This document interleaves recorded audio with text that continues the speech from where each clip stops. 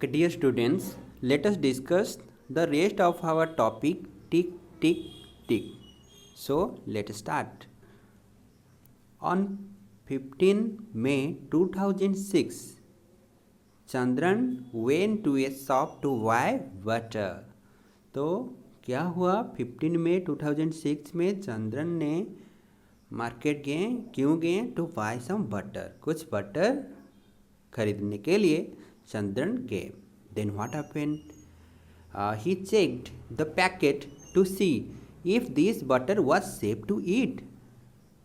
Okay, आप भी जब मार्केट जब जाते हैं, कुछ खरीदते हैं, आप क्या देखते हैं मार्केट में जो पैकेट के ऊपर कि ये चीज़ सही है या नहीं, इसका डेट है कि नहीं, इसका एक्सपायरी डेट कब है, इसका मैग्निफिकेशन डेट कब है.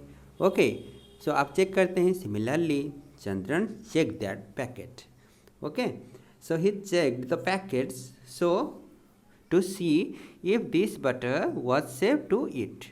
Okay, so it was written on the packet best before 18 days from the date of packing.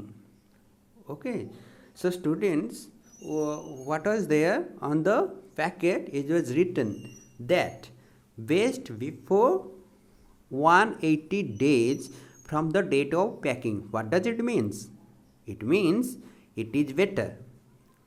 Okay, ये खाना सही है 180 days from the date of packing. Okay, जब ये पैकेट पैक हुआ उस पैकिंग डेट से 180 डेज तक ये चीज़ सही है. 180 डे के बाद ये चीज़ खराब हो जाता है. आए बात समझ में? Now then he checked the date of packing. जब उन्हें ये लिखा हुआ मिला कहाँ पे? पैकेट में. सो चंद्रन ने बोले अभी मैं देखूँ. क्या देखूँ? द डेट ऑफ पैकिंग कब है. So here then he checked the date of packing. It was 15/1/2001 means January. 15 January 2006. Okay, so remember it. The date of packing is 15 January 2006. Next, help him find out if he should buy this butter or not. So देखो, on the packet it was written that it is best before 180 days from the date of packing, and the date of packing is 15 January 2006. Now we have to calculate. हमको ये calculate करना है that ये butter good है या good नहीं है. Okay, butter सही है, बटर अच्छा है या नहीं है. ओके, सो कब गया वो मार्केट में? मार्केट गए 15 मई में. ये आपको याद रखना है. Okay, now we will calculate ये बटर सही है कि नहीं है. In which month was the butter packed? Butter pack कब हुआ था? देखो यहाँ पे लिखा है 15 जनवरी 2006. Which month will it be 180 days after 15 January 2006? So, look at its explanations. Here is the explanation.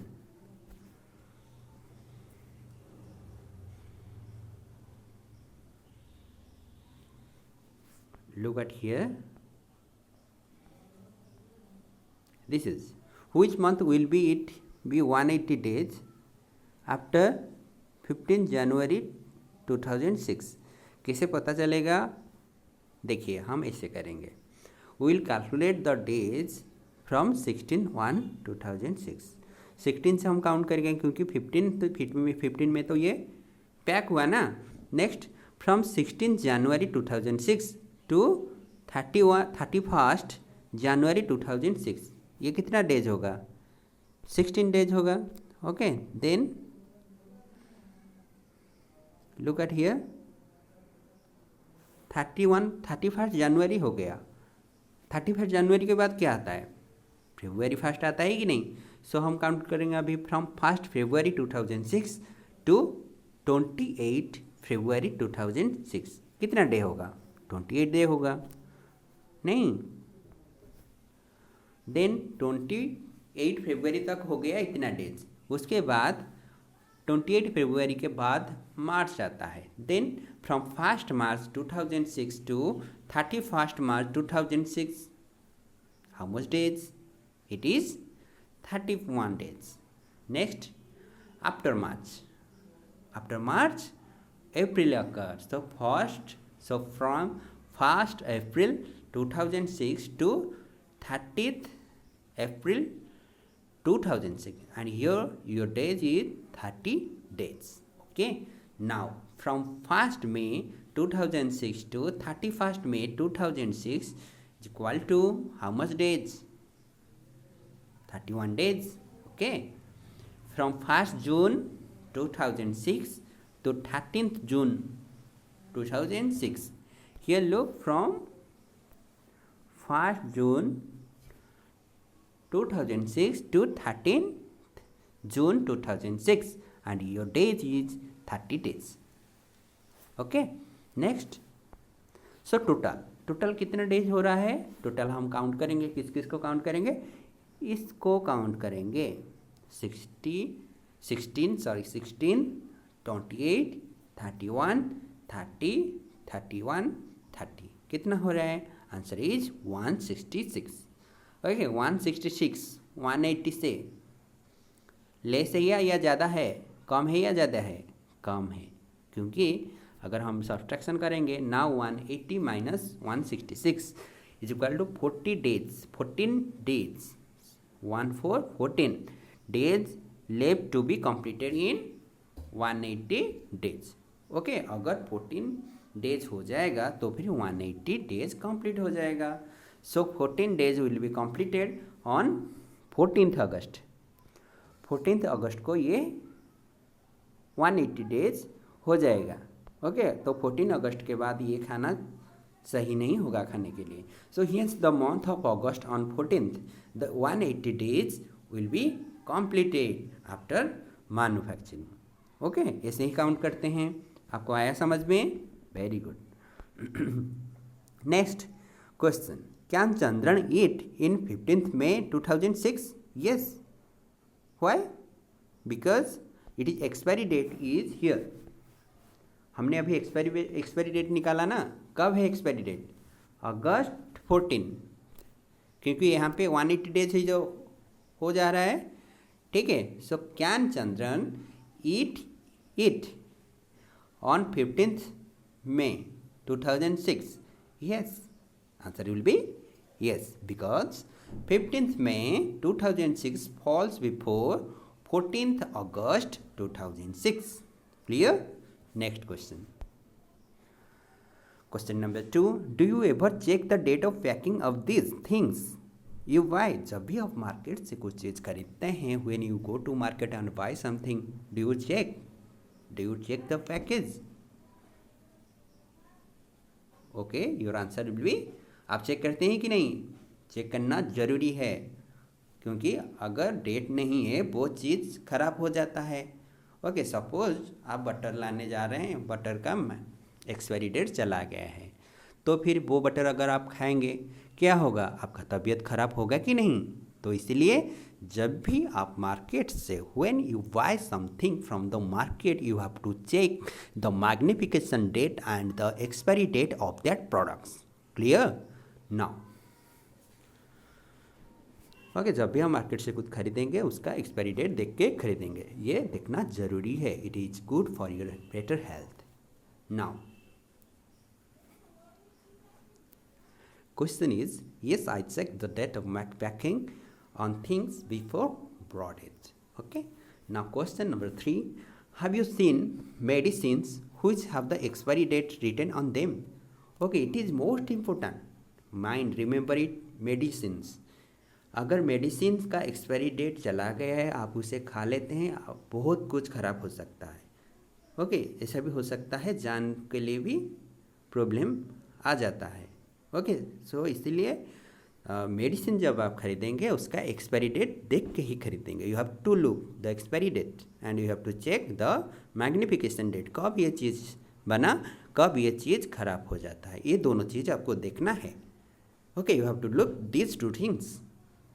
Next, have you seen, so medicine जब आप खरीदते हैं आप देखते हैं क्या, देखना ज़रूरी है, जब अगर आप देखें नहीं कभी आपको देखना है, ठीक है, क्योंकि ये हमारे सेहत के लिए हानिकारक भी हो सकता है अगर हम एक्सपायरी डेट बिना देखे मेडिसिन खरीदें. Okay, have you seen medicines which have the expiry date written on them? It tells you after which late date is unsafe to take the medicines. Okay, yes, I saw medicines which have the expiry dates written on them. Okay, देखो medicine के ऊपर expiry date देखना बहुत ज़रूरी है. I repeat it is safe to take to those medicine before expiry date. Expiry date से जिस medicine का एक्सपायरी डेट नहीं गया है वो मेडिसिन यूज़ करना सही है. Next, which are the other thing that come with an expiry date. देखो मार्केट में बहुत सारी चीज़ है, ओके, जिसका एक्सपायरी डेट होता है, मैग्निफिकेशन डेट होता है. Okay, so on the cough syrup it was written magnification date 0703, मतलब ईयर क्या है 2003, and what is the month, 7 means January, February, March, April, May, June, July. So answer is July 2003 and then expiry date is 0705. आप क्या समझेंगे, 07 is the month मतलब जुलाई and 05 is the year यानी कि 2005. Okay, so expiry date is written on the medicine. On the cough syrup it was written magnification date, मतलब ये चीज़ कब बना, कब तैयार हुआ, जुलाई 2003 and expiry date July 2005. This means this can manufactured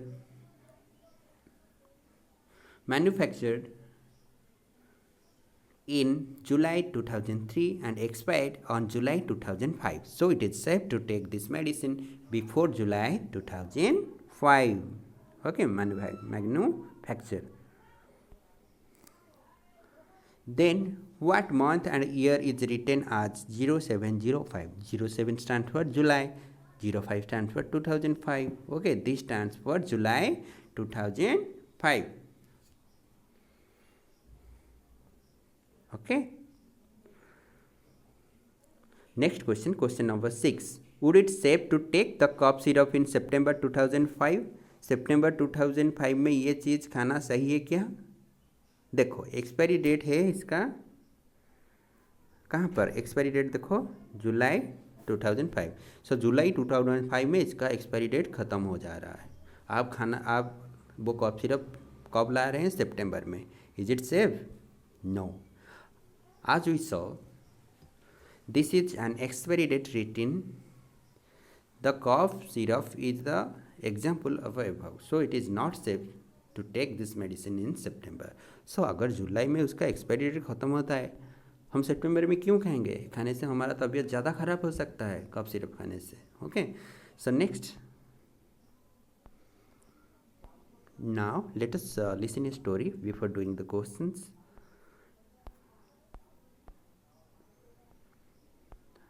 Tutun missed the train. So what happened to Tutun that he missed the train? Look at here. Tutun's school had closed for the summer holidays. Summer holiday के लिए Tutun के school बंद हो गया था. Then what happened? He went to his grandma's place. So he went to his grandma's place. जब भी आपका स्कूल में समर वैकेशन होता है, आप घूमने फिरने जाते हैं कि नहीं? Just like that, Tutun visited to his grandma's place. Now he met a lot of his cousins there. He was enjoying himself and did not want to go back home.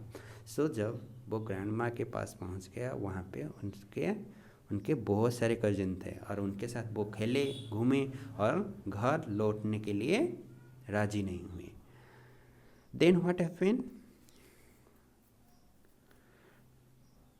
Look at here. Tutun, pack your bag. The train leaves at 5:30 in the evening. देखो टुटुन के mother क्या बोल रहे हैं, Tutun pack your bag, आपके bag pack करो, क्योंकि the train leaves in the at 5:30 in the evening, evening के 5:30 में ट्रेन जाएगा। Then Tutun said, oh no we are going back so soon, I wish you miss our train. Okay, so Tutun ने बोला ये अगर हमारा ट्रेन मिस हो जाता है तो बहुत बढ़िया है, क्योंकि मैं यहाँ रहना चाहता हूँ। Then Tutun and his parents reach at station at 5:15, so station के पास पहुँच गए 5:15 में, इवनिंग के 5:15 में। ओके, ट्रेन टिकट में क्या लिखा था, 5:30, ये आपको याद रखना है। Then but guess what, they had actually missed the train. Okay, they missed the train, क्यों मिस किए आप बोलेंगे अभी। देन टुटुन के मन बहुत खुश हुआ, अरे that means I am going back today, तो मैं अपना ग्रैंड माँ के घर फिर जा रहा हूँ और घर जाना नहीं पड़ेगा। So can you guess why they miss the train, train क्यों मिस हो गया, देखिए ये आंसर। सो देखो ट्रेन में क्या लिखा था बेटा, ट्रेन में लिखा था 5:30। ट्रेन, आप तो ट्रेन में गए होंगे ना, तो ट्रेन में इवनिंग में 5:30 को कैसे लिखते हैं हम, पता है, 17:30 लिखते हैं। ओके, लेकिन ट्रेन टिकट में 5:30 लिखा था, 5:30 का मतलब in the morning, on the morning of 5:30। So railway uses, so it is the reason that the train was missed by Tutun, and so railway uses 24-hour clock time. So it is the reason that the train uses 24-hour clock time, and their ticket shows 5:30 means the train was in the morning and they reached the station in the 5:15 evening. Okay, so train ticket में 5:30 लिखा था, मतलब ये morning का 5:30 है। अब evening का 5:30 होगा, कैसे लिखा होगा ट्रेन में, ट्रेन टिकट आप देखे हैं ना, कैसे लिखेंगे, 17:30। ओके, सो लेकिन टुटुन और उनके पेरेंट्स स्टेशन पर कब पहुँचे, 5:15 इवनिंग में पहुँचे। सो दे मिस द ट्रेन, तो इसीलिए उसने ट्रेन को मिस कर दिया और टुटुन ने बहुत खुश हो गए। Now look at the chart, it tells the difference between your watch and the 24-hour watch. Okay, try to complete it. Okay, so जब भी हम स्टेशन पर जाते हैं, स्टेशन में तो हमारे वॉच में तो एक टाइम 2 बार आता है, नहीं AM PM होता है, हम बोलेंगे हमारा वॉच को, हमारा क्लॉक को 12-hour क्लॉक, लेकिन ट्रेन के वॉच को हम बोलेंगे, ट्रेन को क्लॉक को हम बोलेंगे 24-hour क्लॉक। बट क्यों, क्योंकि वो 24 तक चलता है, उसके बाद 1 होता है। ओके, सो हियर 1 o'clock का हम कैसे जानेंगे, अगर 12-hour क्लॉक में 1 है, ओके, तो 24-hour क्लॉक में क्या होगा, आपको सिर्फ क्या ऐड करना है, 12 ऐड कर देना है, 1 + 12। ओके, क्या होगा, 1 + 12 याद दिया, 13। Okay, then 2 o'clock answer will be 14 hours। 3 o'clock 15, कैसे 15 हुआ, 3 + 12 answer will B 15। Similarly 3:30 o'clock answer will B 15:30, 6 o'clock answer will B 18 hours, then 9 o'clock answer will be 21 hours, then 12 o'clock answer will be 12 + 12 24 hours. Now page number 51. Now can you tell why 24-hour clock is called so? क्यों train का वो clock को हम 24 our क्यों बोलते हैं, because ये 24-hour clock shows the time for whole day के लिए वो टाइम देता है, which is of 24 hours. Okay, whole day अगर AM PM में लिखेंगे हम कंफ्यूज हो सकते हैं ट्रेन में, इसीलिए ट्रेन का आवर क्लॉक को 24 आवर बना गया है। So the time for the whole day which is of 24 hour, hence it is called so. समझ में आया? Now suppose a train leaves at 8:30 at night, night 8:30 में ट्रेन लीव हो रहा है, the time written on the railway ticket would be, क्या लिखा होगा? अभी मैंने आपको ट्रिक बताया, क्या करेंगे आप? Only you have to add 12, आपको 12 ऐड कर देना है, answer will be in your hand. 8:30 में 12 ऐड करो, 8:30 आवर 12 आवर कितना हो रहा है? 12 + 8 20, नहीं, so answer will be what? 20 hour 30 minutes. Next question number 3, you must have note the time of sunrise and sunset. ये आप खुद लिखेंगे, ओके? सनराइज कब होता है आप हमारे एरिया में, और सनसेट कब होता है पेपर में लिखेंगे। Write the using AM PM use करके लिखेंगे। Next question number 4, where have you seen a 24 hour clock being used? 24 hour कब कहाँ यूज होता है? आपको यह तो पता है, रेलवे स्टेशन में पहले यूज होता है, एयरपोर्ट में भी होता है, बस टाइम टेबल में भी यूज होता है। Okay, it is all about our topic tick tick tick. If you have some doubt then WhatsApp me, I will clear your doubt by making video. Okay, it is all about our topic tick tick tick. Thank you.